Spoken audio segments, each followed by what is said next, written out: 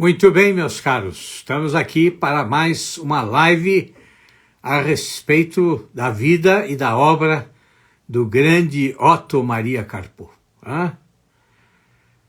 Um prazer receber vocês aqui.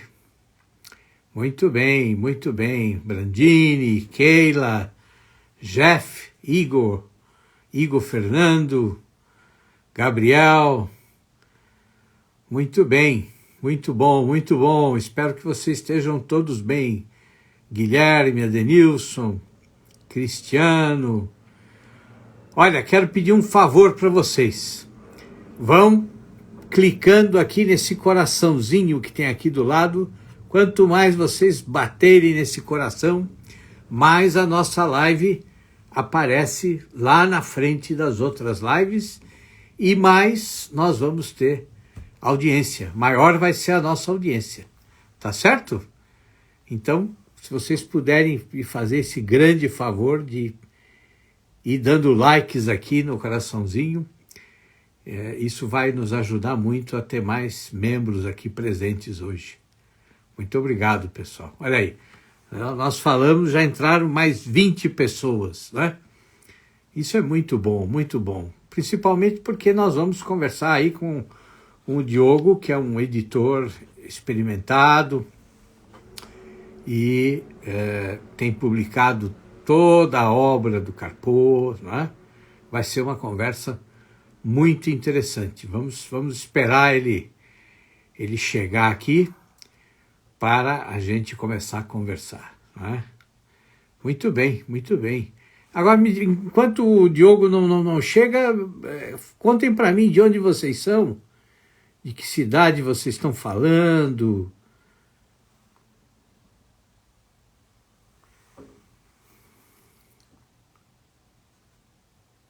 Olha aqui, olha aqui. Olha, o Diogo já chegou, então vou chamar ele aqui para entrar, tá bom? Vamos convidar o Diogo para entrar já aqui. Ele vai entrar com o perfil da Danúbio Editora. Muito bem.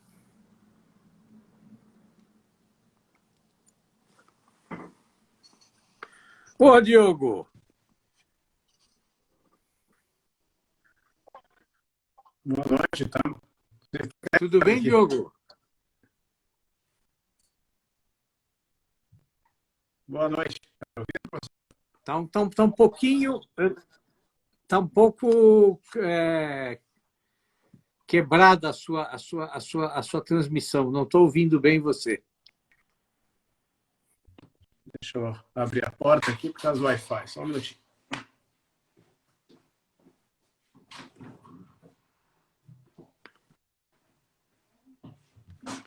Vamos ver se melhorou. Agora estou conseguindo ouvir você. Que muito bom. Bem, muito bem. Prazer estar conversando com você, hein, Diogo? Eu que agradeço o convite. Muito obrigado por você ter aceitado o convite e estar aqui presente para conversar conosco hoje. Deixa eu só fazer uma rápida apresentação para vocês de quem é o Diogo. O Diogo Fontana, quando eu conheci o Diogo fez o lançamento de 2 dos meus livros lá em Curitiba, porque na época ele morava em Curitiba e tinha uma livraria maravilhosa lá em Curitiba. Uma graça de livraria, um espaço incrível. E depois ele saiu de Curitiba, mudou-se e, bom, aí abriu a Editora Danúbio, né? A Editora Danúbio, onde ele não só é o proprietário, como é o editor-chefe. E não é só isso, o Diogo também é um romancista, né? Ele lançou agora há pouco tempo a exemplar Família de Itamar Haugmann, um romance sobre o qual a gente vai conversar um pouquinho hoje também, mas vamos deixar um pouco mais para o final. Diogo, um prazer ter você aqui. Conta para nós um pouco aí a respeito da Editora Danúbio e do trabalho que você está fazendo, das linhas editoriais que você criou, para o pessoal conhecer um pouco o seu trabalho. Boa noite, professor. Boa Boa noite a noite. todos os espectadores. Espero que minha conexão esteja melhor. Se estiver ruim, avisem aí, que a gente Não, tá tenta ótimo. melhorar, mas acho que está bom agora, né? Tá bom. A Danúbio é isso mesmo que você falou. Era uma livraria, eu tinha uma livraria de rua em Curitiba, 2013, 2014. E já tinha a ideia de fazer editora, de ser as duas coisas. Eu queria ser a livraria e a editora. Mas não dá para abraçar o mundo, não dá para fazer tudo ao mesmo tempo, né? E acabou que, por circunstâncias da vida, eu me mudei de Curitiba para Santa Catarina. Então, resolvi apertar o pause.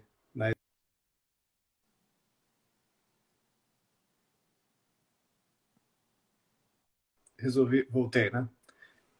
Resolvi Voltou. apertar o pause na ideia da livraria, mas e ativar a ideia da editora. Então, eu fechei a livraria de rua em 2014 e comecei a editora. Então, só trocou o nome. Era a livraria Danúbio, virou editora Danúbio. E isso foi julho de 2014, mais ou menos, eu acredito. A ideia de livraria eu pretendo um dia reativar, se Deus quiser. Se um dia puder abrir uma livraria aí, com um café, vai ser um prazer. Mas isso é um plano para o futuro mesmo. A editora abri em 2014. Eu abri a editora publicando um livro de ficção contemporânea, do Luiz César de Araújo, um volume Luiz de contos. César. A Sim. Vida é Traição, são 5 contos, um livro curtinho. E eu abri no peito e na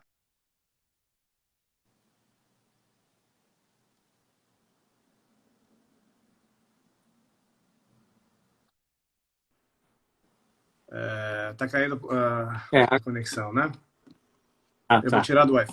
Mas agora... Tá bom.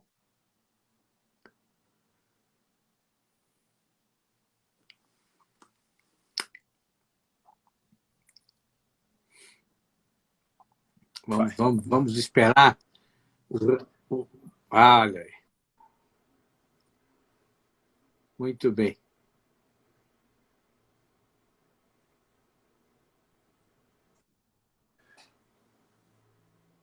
Agora quem não está ouvindo sou eu, professor. E agora, está ouvindo?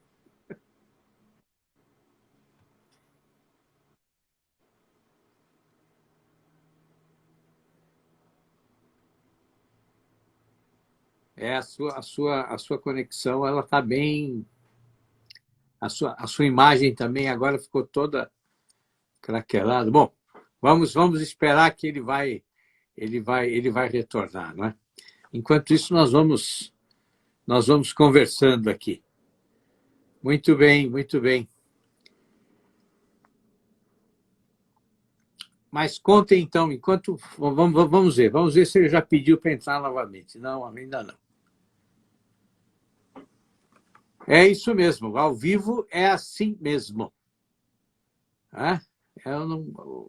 Tudo bem, Flávia? Como é que vai? Assisto as que consigo do professor. Muito obrigado, Flávia. É um prazer ter você aqui. Muito bem, meus caros, é isso mesmo. Este é o melhor bordão da internet. Muito bem, meus caros, e um outro famoso. Vamos em frente. É ou não é? Vamos chamar o Diogo.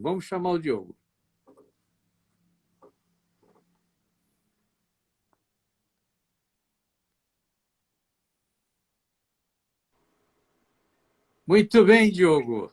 Estou de volta, vamos lá. Muito bem, muito bem. Mas e aí? Estava falando, então, do primeiro livro que a Danúbio lançou. Isso, o primeiro livro foi A Vida é Traição, um romance. Romance não, um livro de contos do Luiz César de Araújo, o jovem escritor paranaense. E eu não sabia muito bem o que eu estava fazendo, não. Até estava vendo a live no começo nisso. É um editor experimentado. Eu estou me tornando um editor experimentado agora, depois de 7 anos.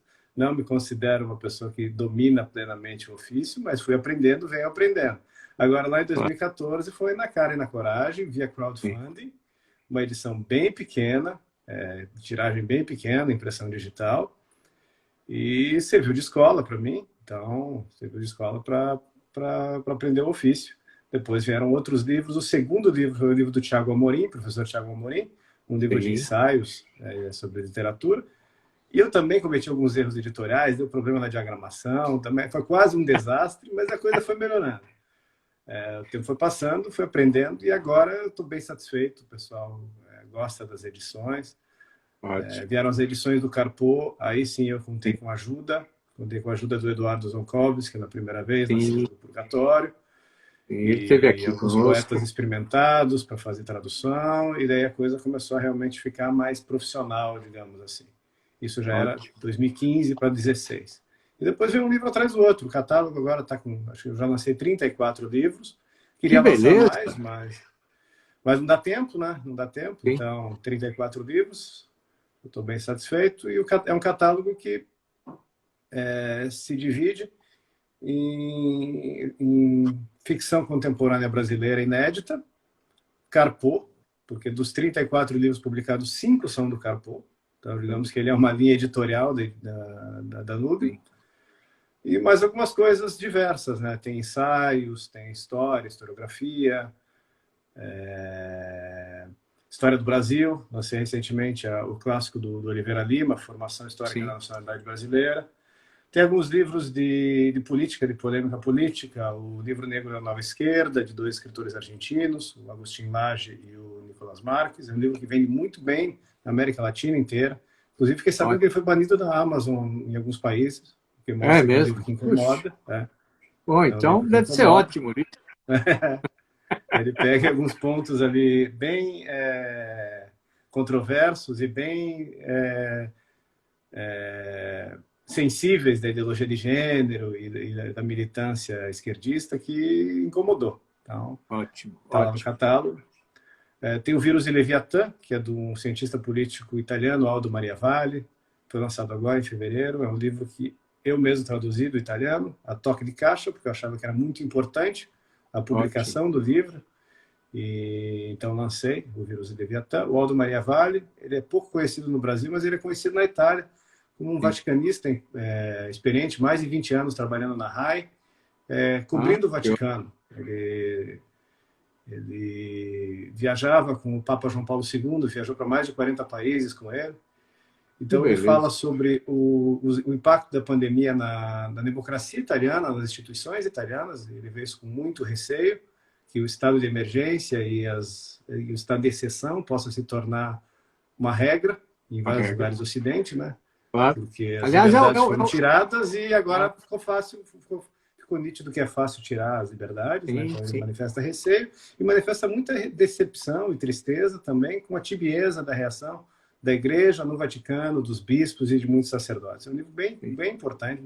Ele é um bom escritor, escreve com elegância e estou satisfeito de ter publicado. Mas a minha menina dos olhos é a literatura mesmo. A literatura brasileira, contemporânea, agora, tentando resgatar. Eu acho assim, um ato de coragem você publicar ficção brasileira contemporânea, né?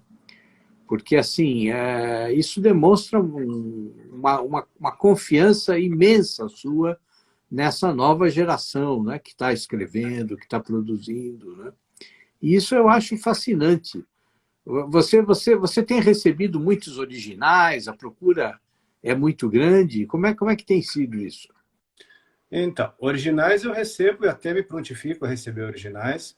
O pessoal que está assistindo aí, se quiser mandar original, entra no site da Danube, vai no formulário de contato, lá tem as instruções todas para mandar o arquivo, só fazer o upload por lá mesmo.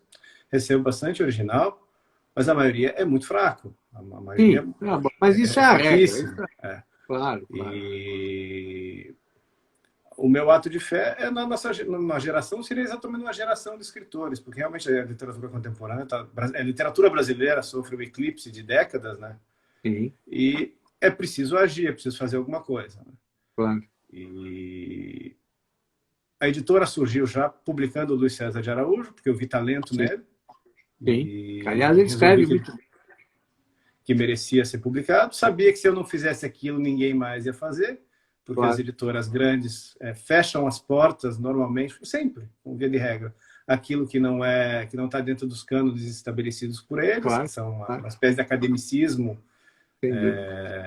exige que sejam livros em primeira pessoa, solipsistas, tudo aquilo que você fala no Narratofobia. Sim. Então, quem quer que escreva narrando uma personagem com um narrador onisciente, terceira pessoa, que se remeta aos clássicos, que tem que tratar o idioma com elegância, não tem espaço. Então, eu criei um pequeno espaço para dar voz a esses poucos escritores de talento que querem fazer uma literatura que converse com a tradição, porque se eu não fizesse isso, ninguém ia fazer. Ótimo, então, ótimo. Essa é a minha tarefa. Aliás, isso remete, para mim, ao próprio nome da editora, né? Porque o Rio Danúbio tem esse papel civilizador na Europa, né? Quer dizer, então, eu acho que, assim, tudo a ver, né? Quer dizer, o nome, a escolha não foi só intencional, claro, mas foi uma intenção perfeita, né? Porque você está cumprindo aquilo que é a proposta mesmo, né? Quer dizer, tem um efeito civilizador, que é o papel dos bons editores, né? Quer dizer, eles não podem pensar só no hoje, né? No agora ou só no passado, mas eles têm que pensar que o que eles estão produzindo hoje é um material que vai ficar nas estantes, nas bibliotecas e pode marcar gerações, né? Todas as gerações do futuro, né? Então, de maneira que é um trabalho exemplar, Diogo, exemplar. Agora, me diga uma coisa, agora, por que o interesse, Diogo, em trazer as obras, todas aquelas obras, todos aqueles ensaios que o Carpeaux publicou no início da carreira dele aqui no Brasil? De onde surgiu essa sua ideia? A resposta é variada. Antes de tudo, o professor Olavo de Carvalho lançou os Ensaios Reunidos, 2 volumes, pela Top Books, mas isso foi o quê? 99, 2000, já faz 20 anos ou mais. E os Ensaios Reunidos, que contêm esses livros que eu venho publicando pelo Danúbio, são livros de 700, 800, 900 páginas, são livros às vezes caros, e que você não tropeça neles em qualquer esquina, não são tão fáceis mais de encontrar. Então, o primeiro objetivo era descompactar os Ensaios Reunidos em pequenos volumes, como tinha sido lançado lá nos anos 40 e anos 50, para vulgarizar, para tornar mais acessível, para tornar o livro disponível nas bibliotecas, nas livrarias, o que vem acontecendo. Então, o primeiro objetivo era esse mesmo, era fazer com que outras gerações tivessem acesso ao Carpeaux. A minha geração, eu tenho 40 anos, conheceu o Carpeaux via Ensaios Reunidos, lá em 2000. Mas tem gente que tem menos do que eu, tem muita gente que tem menos de 40 anos, que nem sabe o que é a Top Books, não conhece essa edição, então precisava que Carpeaux ficasse em catálogo perenemente, era essa a ideia. Manter eu acho que a situação ainda é pior, quer dizer, tem muita gente que está na universidade cursando letras, já há 2, 3, às vezes está no 4º ano de letras e nunca ouviu falar do Carpeaux, né, Diogo? Quer dizer, então, assim, a situação é gravíssima, né? As novas gerações perderam o contato completamente com o Carpeaux, né? Chega a ser uma situação absurda, é como se os estudantes de língua inglesa não conhecessem o Northrop Frye, o Harold Bloom, o F.R. Leavis, os grandes críticos os grandes ensaístas e críticos literários da tradição anglo-saxônica. O Carpeaux é o nosso mestre. No livro lá, Futuro do Pensamento Brasileiro, os 4 pilares da cultura brasileira, se futuro houver, um deles é o Carpeaux, junto com o Mário Ferreira dos Santos, o Gilberto Freire e o Miguel Reale. Então, desconhecer Carpeaux é desconhecer um elemento básico da cultura brasileira. Não só de quem faz letras, mas de qualquer pessoa interessada em humanidades, interessada em cultura e interessada em Brasil, porque eu considero ele como brasileiro, né? Sem dúvida. Ele é um austro-brasileiro, nascido na Áustria, mas veio para cá com 30 e poucos anos, dominou o português maravilhosamente. E muito rápido, e fez toda a sua grande obra, inclusive a sua obra-prima, a História da Literatura Ocidental, aqui no Brasil, né? Então, o Carpeaux é nosso. Isso aí é glória nacional. Sem dúvida. A gente fica, às vezes, querendo se vangloriar por frivolidade, futebol, esporte, coisinha aqui e ali. Não. Carpeaux é uma glória. Esse homem tinha que ter estátua em tudo quanto é cidade e ser nome de rua. Exatamente. Eu sempre digo isso. Você tem absoluta razão. Não tem a menor dúvida. E, assim, e não só dominou a língua rapidamente, mas como dominou a literatura. Quer dizer, em poucos anos de Brasil, ele lança lá a pequena bibliografia da literatura brasileira, que é uma coisa impressionante, né? Quer dizer, aquele trabalho que ele realiza ali, estando aí há pouquíssimos anos aqui, é um negócio fenomenal, né? Quer dizer, tão fenomenal que ninguém até hoje conseguiu fazer algo semelhante, né? Quer dizer, ninguém conseguiu atualizar aquela obra, ninguém conseguiu... É um negócio impressionante. Mas continua, Diogo, continua. Quer dizer, o primeiro motivo é esse, então. O primeiro motivo é justamente esse. De volta nas prateleiras, nas bibliotecas, nas livrarias.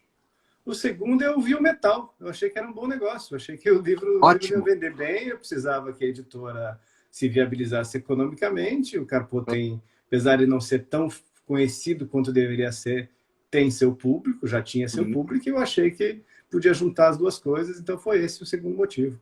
O primeiro motivo é editorial. Aliás, o critério do editor tem que ser sempre esse, né? O primeiro, cultural, e o segundo, de viabilidade mercadológica, sempre que é necessário.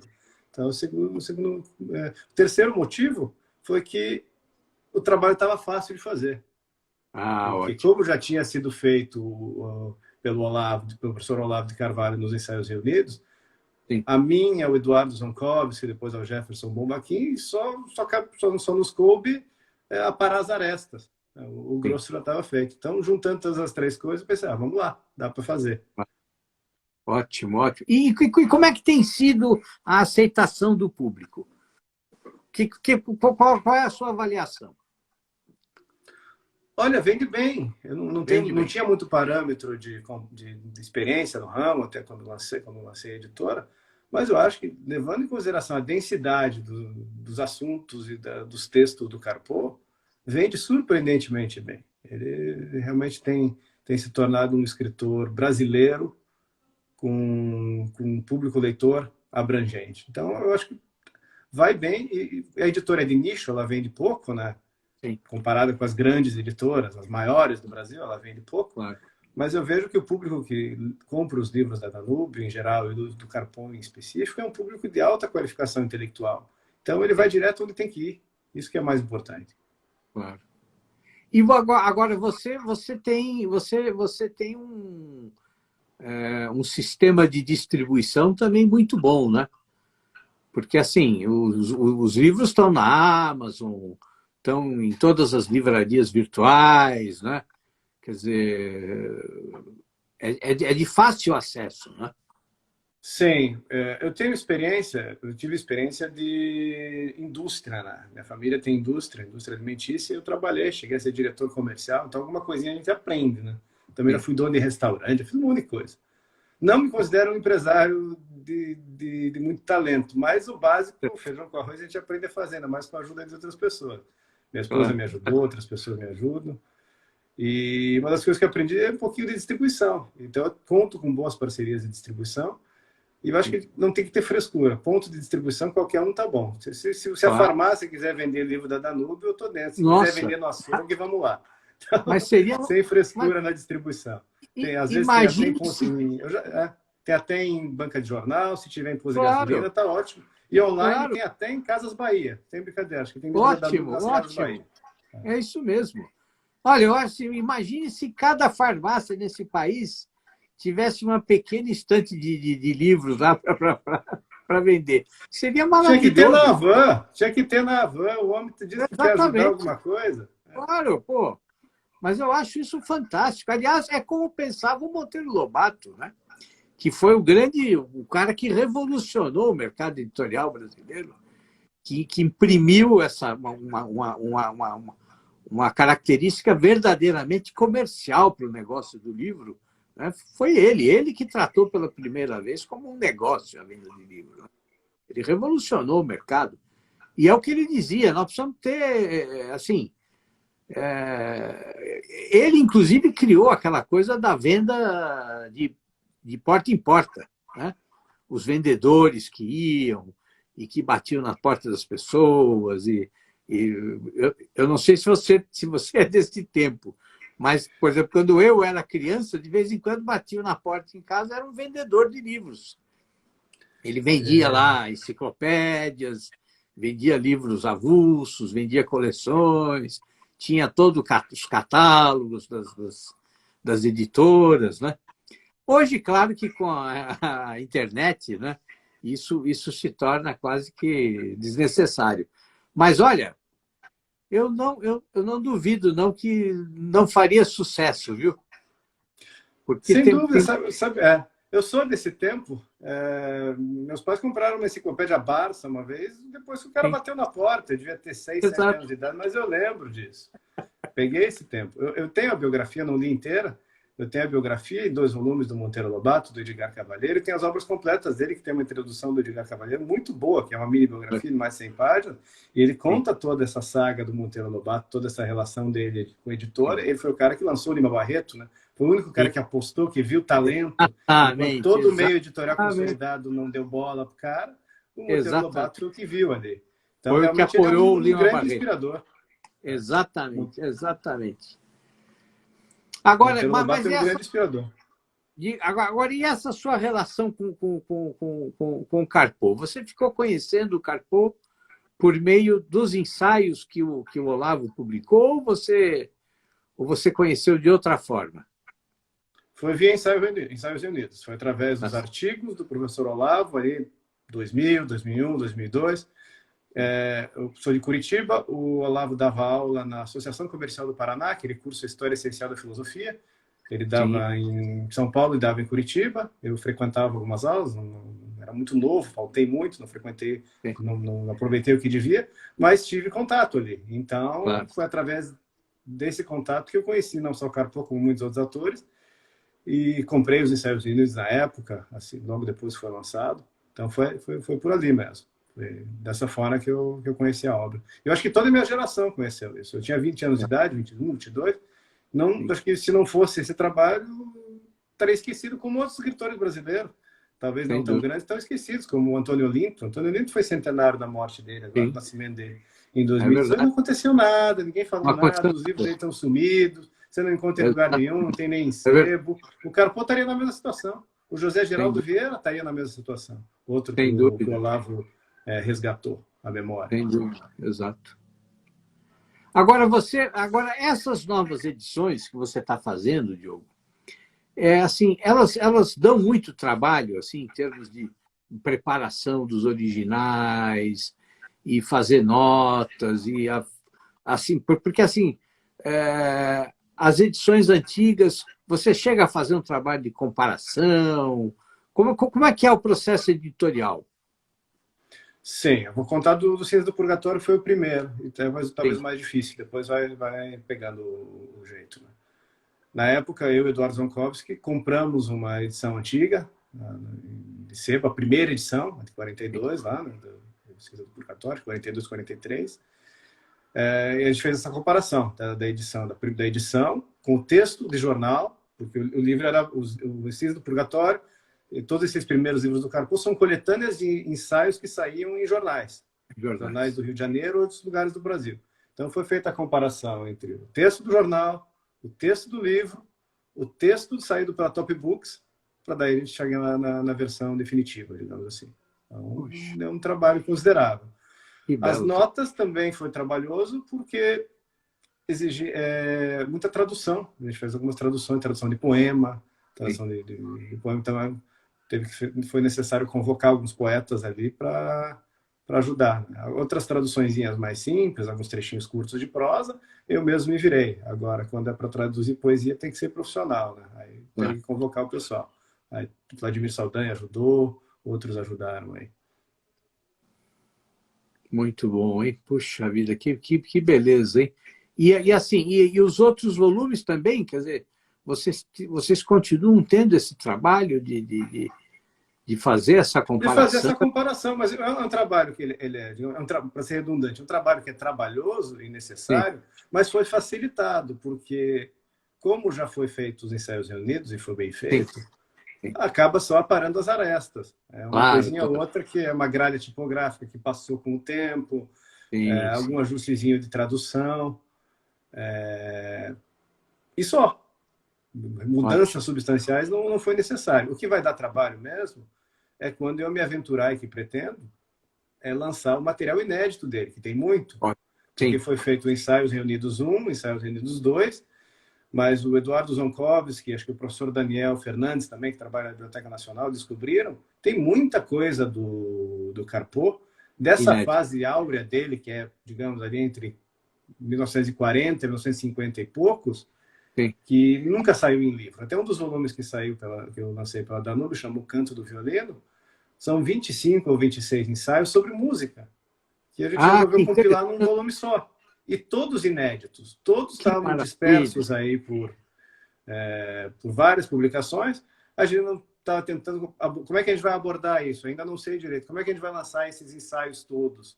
Porque os ensaios reunidos, os primeiros foram compilados em livro, assim, do Purgatório, respostas e perguntas. Sim. Agora, os dispersos não foram compilados de forma alguma. Então, como é que eu vou dar uma unidade para isso? Eu não sabia e não sei ainda direito. Em vez de Compreendo. só juntar tudo e falar lá ensaios dispersos, ensaios reunidos, outro volume, não sei. Mas ali a gente achou um tema, tinha um ensaio sobre música, já que a gente tem um tema aqui, vamos lançar um volume só. Claro. Recortamos o título de um dos ensaios, que é o Canto do Violino, e colocamos a Canto do Violino e outros ensaios inéditos como subtítulo, e saiu um livrinho bacana ali, tem uns 25, 26 ensaios, e é uma preciosidade. Então, nunca tinham saído em livro, todos tratam de música, mas com literatura. Tem muitas Ah, interpretações de literatura por meios musicais e vice-versa. É uma coisa genial. interessante. Agora, dos livros que ele lançou enquanto estava vivo, reunindo esses ensaios, você já lançou todos? Ou ainda falta algum volume? Falta coisa ainda. Acho que faltam 2 mais curtinhos. Eu não lembro o nome agora, mas são os Tá, 2 últimos do Ensaios Reunidos, volume 1. São certo. 2 livros bem curtinhos, são livros de 100 páginas. Entendi. Devo lançar aí ano que vem, provavelmente, para Ótimo. terminar essa série com os 6 primeiros livros que ele lançou, que ele mesmo, Carpo, lançou, para depois de feito esse trabalho, aí sim mergulhar nos inéditos. Mas aí Que vai vai dar ser uma trabalho. coisa maravilhosa, hein, Diogo? Que trabalho lindo, hein? É um trabalho necessário, né? Se outro Sim, fizer antes, eu fico feliz, eu me livro dessa. Eu estou claro. fazendo porque tinha que fazer. Eu não Sim, me sim, considero, e não é falsa modéstia, eu não me considero à altura. Não estou à altura. Até as sim, pessoas que me ajudam, eu vou bater na tecla, vou mencionar de novo o Eduardo Zonkovski, que tem a editora Karpfen, ele tem sim. mais habilidade e talento do que eu para fazer esse trabalho. Tanto é que ele me ajudou em algumas das edições. E tenho que fazer, porque aquela coisa meio Victor Frankl, né? O que eu posso fazer que ninguém mais está fazendo aí, que Certo. a bola está quicando, é uma coisa, quase que uma obrigação patriótica, digamos assim. Mas eu Mas, realmente não me considero à altura. Eu sou muito novo, inexperiente para isso. Estamos fazendo aí o que dá. sim. Inclusive, uma coisa que eu não sabia, ou melhor, tinha uma vaga ideia, mas não sabia a verdadeira dimensão, né? O Silvio Grimaldo me disse que há uma correspondência aí, imensa do Carpo, inédita também, né? E há também cartas da esposa dele, enfim, tem uma outra área aí que seria incrível, né? De ser publicada. E outra coisa que o Silvio contou na primeira live que nós fizemos, isso eu nunca tinha imaginado que existisse. Diz que tem uma carta da esposa dele para o Tristão de Ataíde, né? Dizendo que ela estava mandando, então, para ele a autobiografia que o Carpo havia escrito. Né? E essa autobiografia simplesmente se perdeu. Ninguém sabe onde é que ela está, porque o Alceu Amoroso Lima, que é o nome verdadeiro, né, do Tristão de Ataíde, o Tristão de Ataíde é o pseudônimo dele, ele nunca publicou, né? E, assim, segundo o Silvio, eles já reviraram a Biblioteca Nacional, reviraram o acervo do Alceu, e ninguém conseguiu encontrar onde está essa autobiografia do Carpo, que eu acho que seria uma coisa incrível se a gente publicasse. Não? Olha, eu não sabia da existência dessa autobiografia. É uma Pois é, pena que ela não tenha se perdido por enquanto.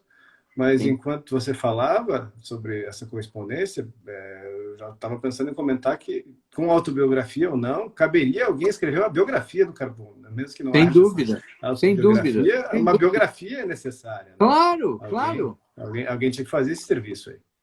Aliás, não você sabe que falta hoje... fonte, não falta material para isso. Claro.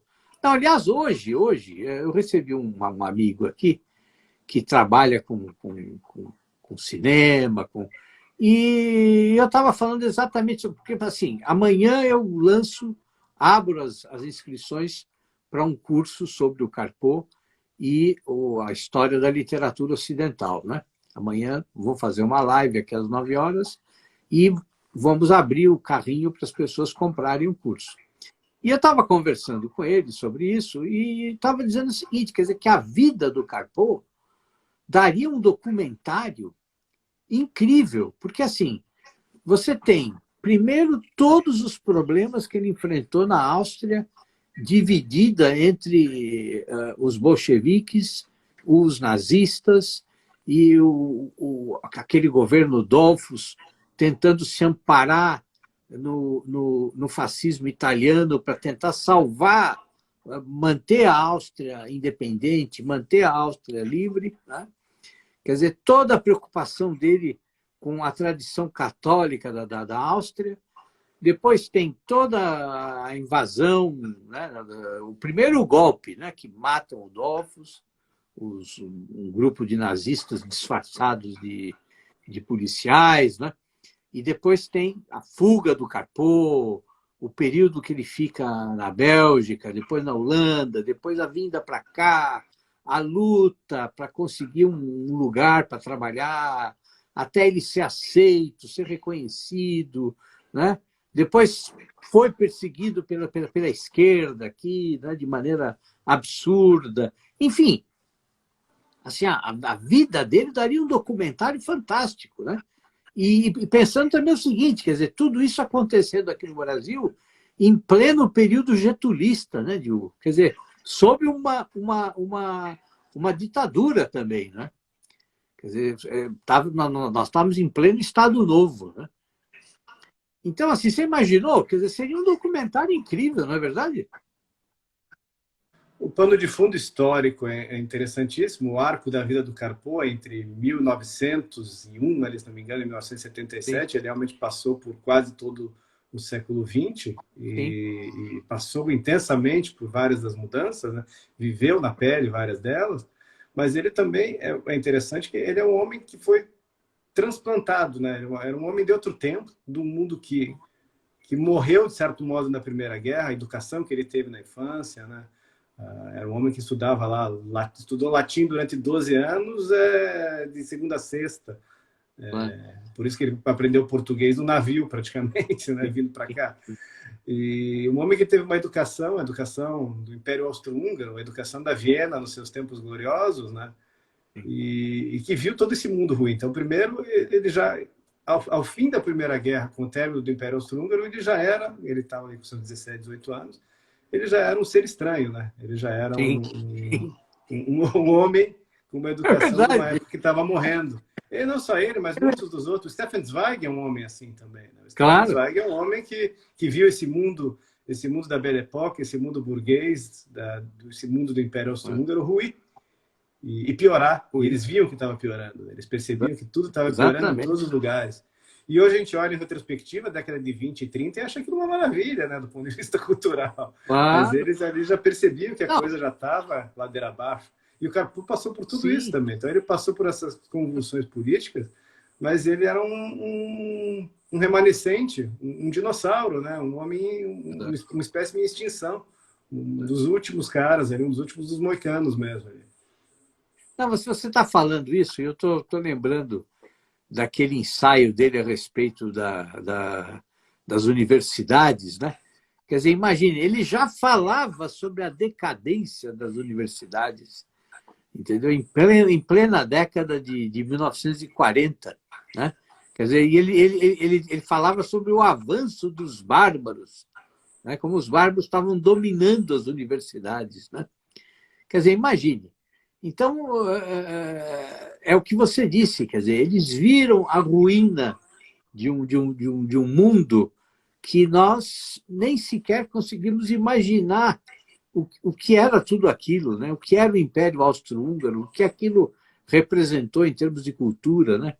Quer dizer, só a vida cultural em Viena, quer dizer, ali era uma coisa incrível, né? Quer dizer, quantos grupos não estavam ali, né, em debate constante, né? E tudo isso desapareceu, né? Desapareceu. E o E o Carpo Carrefour foi é uma testemunha e fruto de tudo isso, né? e foi uma bênção para o Brasil, né? Foi uma bênção que ele Claro, atravessou o mar e veio parar aqui. O Brasil não sem dúvida. tratou ele do jeito com devido carinho, como nós costumamos Claro, não fazer, né? Na nossa história. exatamente. Exatamente. Mas foi uma bênção. Ele veio das nossas terras aqui e plantou sementes e agora, muitos anos depois, outras gerações, a minha, subsequentes, a gente tem a obrigação de semear isso aí, de manter essa memória, Claro. porque são poucos os países que tiveram o privilégio, que têm o privilégio de ter um ensaísta, crítico literário, intelectual da qualidade dele. Uma verdadeira bênção, nasceu na Áustria e veio, trouxe toda, acho que até o Antônio Cândido chamava ele como um herói civilizador. Né? Sim, sem Ele dúvida. veio aqui trazer o melhor que existia da cultura europeia do começo do século XX e veio para cá. E era um homem que estava muito atualizado sempre. Né? Sempre, Você vê os sempre. ensaios dele na década de 40, 50, ele o que mostra que é uma coisa impressionante. Né? Ele, na década de 40 e 50, com muito menos meios tecnológicos do que tem hoje, ele sabia de tudo que estava acontecendo nas discussões intelectuais da Europa e da América do Norte. Ele Sim, sim. estava por dentro de todas as novidades relevantes. Todos, Ele estava todos. atualizadíssimo. Claro. Não, E hoje em dia, com essas facilidades que a gente tem, o neguinho só descobre um escritor 20 anos depois. Né? Exatamente. As ideias chegam aqui uma geração atrasada. Não, olha, é incrível. A gente vai ler a introdução dele para a história da literatura ocidental, e assim, ele cita todos os formalistas já. Né? Quer dizer, no final da década de 40, início da década de 50, ele já sabe de todos os movimentos que iriam começar a aparecer aqui e ocupar espaço na universidade e tudo, 20 anos depois, 30 anos depois. Né? Então, é uma coisa incrível, como ele sabia tudo e como ele se mantinha atualizado, era um negócio impressionante, impressionante. Né? Eu costumo dizer, Diogo, que assim, se a história da literatura ocidental tivesse sido escrita em outra língua que não fosse o português, né? Podia ser até em espanhol. Se ela fosse escrita em espanhol, hoje ela estaria traduzida em todas as línguas. Você não acha? Sem dúvida. Sem dúvida nenhuma. Sem dúvida nenhuma. É uma coisa Porque, impressionante. Assim, não há trabalho semelhante no mundo inteiro, Diogo. Não há. Você encontra histórias da literatura, mas com essas características que o Carpo deu para esse gênero, né, de criar como que um grande romance da literatura, você não encontra isso. Você encontra aquelas histórias mais clássicas, que na verdade são quase que cronologias, né? São biobibliografias, entendeu? Mas com esse estilo do Carpo, com esse dinamismo que o estilo dele tem, você não encontra, de jeito nenhum. Não tem mesmo. Inclusive, é um livro que não é esquemático. Normalmente, essas histórias elas vêm com separações por períodos, já em subtítulos. Exatamente. Os escritores, tudo separadinho por subtítulo, separado em mini capítulos. E ali não, é um texto que vai continuando e você vai seguindo aquilo, nem você falou, um romance, né? Você vai vivendo a história da literatura. Tanto é que você acha os autores pelas notas de rodapé ou pelo índice remissivo. Não é pelos subtítulos. Claro, claro, claro. Não, é uma coisa fascinante, é fascinante, é fascinante. Carpo é uma coisa... Agora, por que você tem alguma tese, você já pensou a respeito disso? Quer dizer, por que ele é tão esquecido, tão menosprezado? Por que falam tão pouco a respeito dele? Olha, tem que improvisar alguma coisa. Alguns aconteceram porque a circunstância da nossa universidade, né, nos anos 70, a implantação da estratégia gramsciista, muitos foram escanteados de propósito, né? Muitos escritores de várias, não só romancistas, mas o Antônio Olinto era um conservador, foi esquecido. O José Geraldo Vieira foi esquecido. O João Camilo de Oliveira Torres, vários outros. Sim. O Carpo, ele é um cara que nos últimos 15 anos da vida dele estava junto da esquerda brasileira. E mesmo assim foi esquecido. Pois é. Isso. Então, sabe que eu acho isso surpreendente, né? A única explicação que eu posso improvisar agora é que o pessoal nunca acreditou numa conversão sincera à esquerda e, no fundo, sempre achou ele um baita de um reaça. Olha, mas assim, se a gente for levar em conta aquilo que o Coni fala, né? Quer dizer, das últimas horas de vida do Carpo, na verdade, a conversão dele à esquerda foi uma falsa conversão. Porque, na verdade, ele guardava um profundo ressentimento, né? E que muitas vezes ele era obrigado a rezar escondido, né? Quer dizer, então, na verdade, ele nunca abandonou o seu catolicismo e todas as ideias que ele tinha, né? Mas eu teve acho muito provável isso. Então, eu acho que... Ele se adaptou às circunstâncias por questão de sobrevivência jornalística, né? Num meio absolutamente hostil, teve que se silenciar de propósito, se autocastrar para poder sobreviver financeiramente, conseguir os empregos dele, né? Os trabalhos dele. Mas acho que, no fundo, todo mundo percebia. Então, ele usava o pessoal para conseguir os empregos, digamos assim, e o pessoal que usava ele para os fins necessários, mas, no fundo, sabia que ele não era um deles, né? Me parece que aconteceu isso. Eu acho que você tem razão. Eu acho que a sua tese é... Alguém até aqui fez um comentário que pensa que é inveja, pois o cara está muito acima de qualquer outro. Essa hipótese também é plausível. Né? Sim, também, sem dúvida. Isso é muito comum, essa mesquinharia intelectual. Claro, né? Isso também é uma possibilidade muito, muito plausível. Por isso que ele fez uma biografia dele, né? Porque ele não tem essas respostas. Não, você veja, quer dizer, quem é que poderia aí se aproximar em termos de erudição, em termos de cultura, ao Carpo? Quer dizer, na época dele, ninguém. Depois a gente teve aí o José Guilherme Melchior, por exemplo, tá? Que tinha uma cultura aí realmente vasta, né? Que leu tudo. Né? E que era invejado. E que era invejado, exatamente. Que era invejado exatamente pela sua independência, né? Pela maneira crítica como ele tratava tudo. Né? Quem mais? Quem mais que a gente teve aqui da crítica literária mais assim próxima nossa, que poderia aí se aproximar do trabalho do Carpo? Eu não consigo me lembrar de nenhum nome, entendeu? Quer dizer, mesmo o grande contemporâneo dele, que foi o Álvaro Lins, e que foi amigo dele, né? E que ajudou o Carpo, abriu muitas portas para o Carpo, não tinha... Foi um homem brilhante, sem dúvida, mas não tinha o alcance, a erudição que o Carpo tinha, de jeito nenhum, não tinha mesmo. Né? Então, tem todas essas questões. Né? Eu acho que nem tinha como ter, que nem eu estava falando agora, o Carpo era um bicho estranho aqui, ele era realmente um homem de outra época, que sobreviveu aqui e veio parar no Brasil.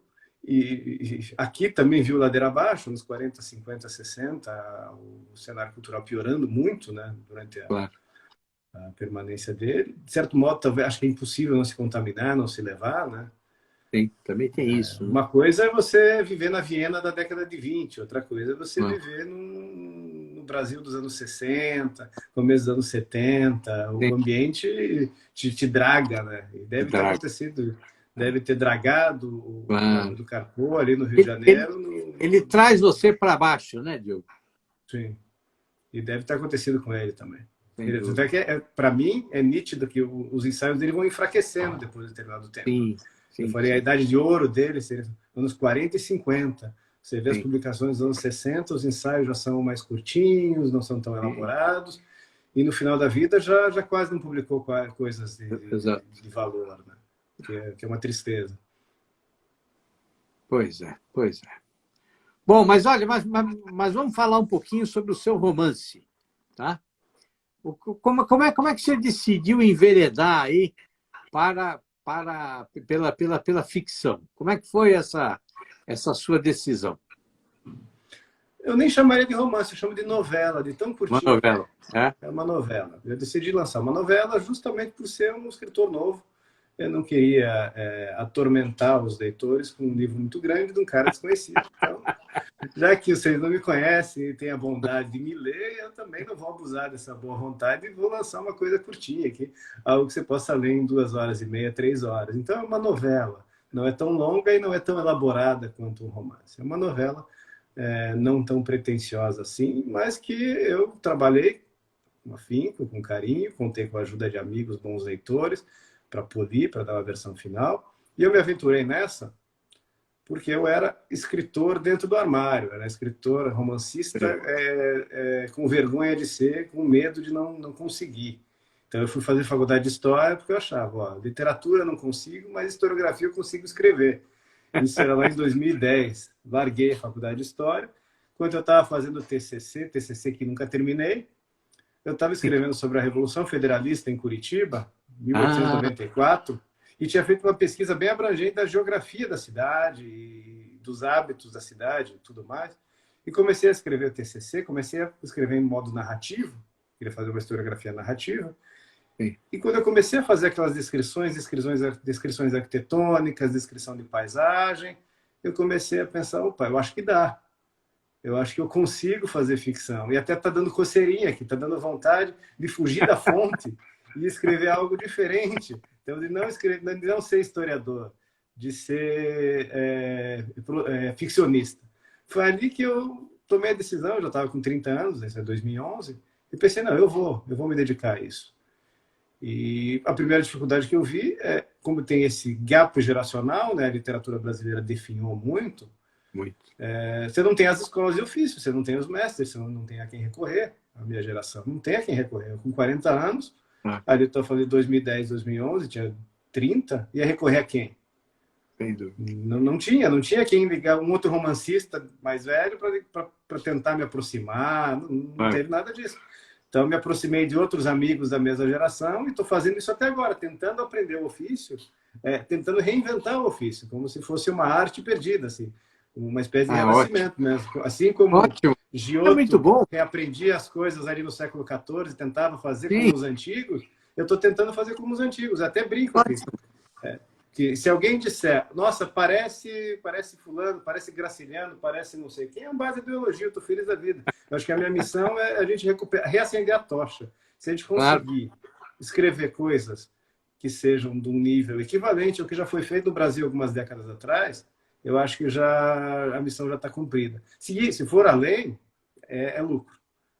A ideia Ótimo. é renascer o ofício da boa Ótimo. literatura, da boa ficção no Brasil, para que as próximas gerações possam aumentar, levar adiante, né? Porque senão ia morrer, estava morta, né? Estava É praticamente verdade. morta.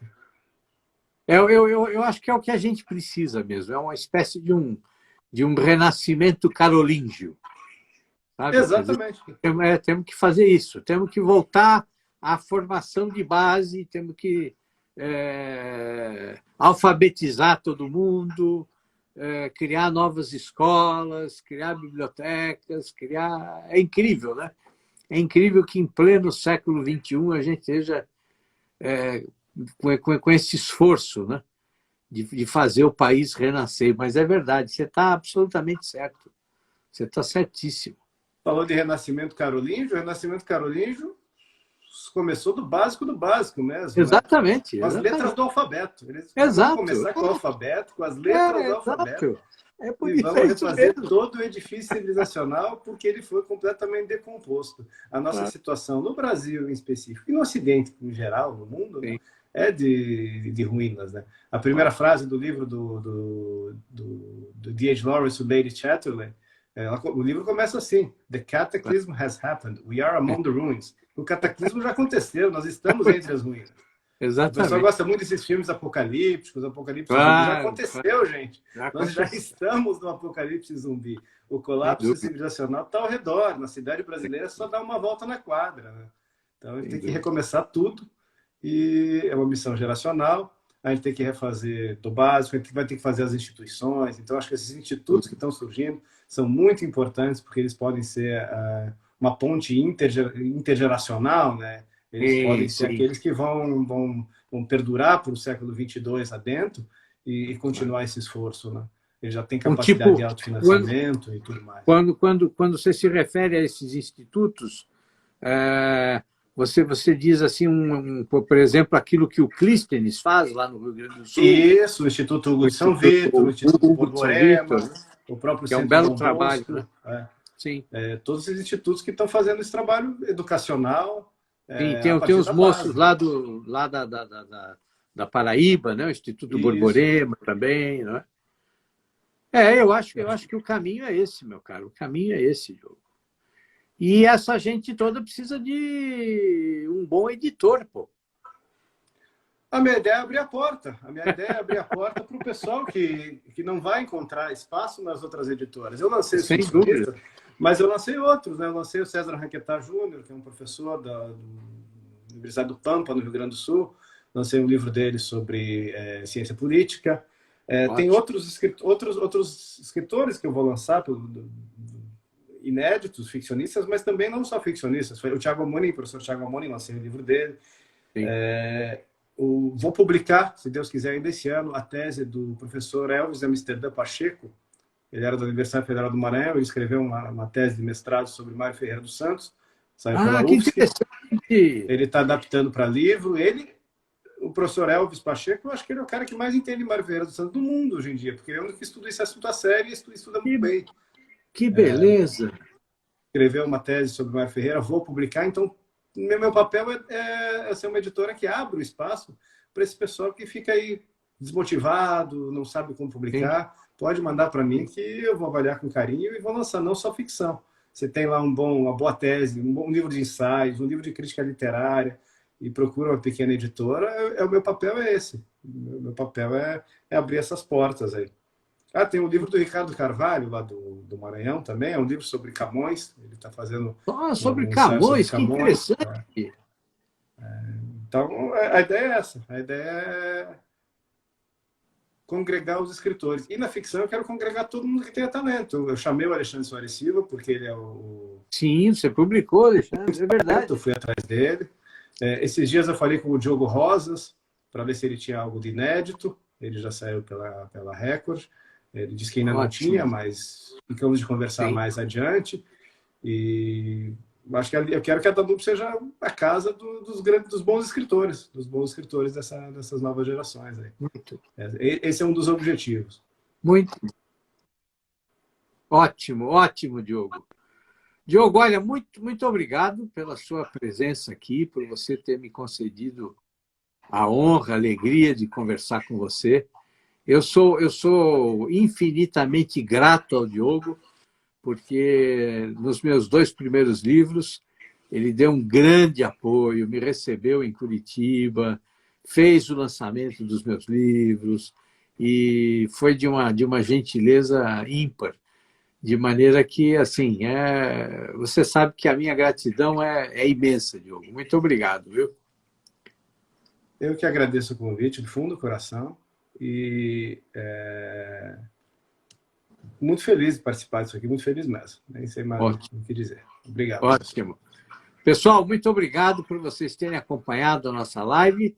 E amanhã, às 9 horas, eu volto, então, para uma nova live para falar com vocês a respeito do Otto Maria Carpo. Uma boa noite para vocês. Tudo de bom. Diogo, muito obrigado. Um grande abraço, viu? Fica com Deus, meu querido. Tudo de bom.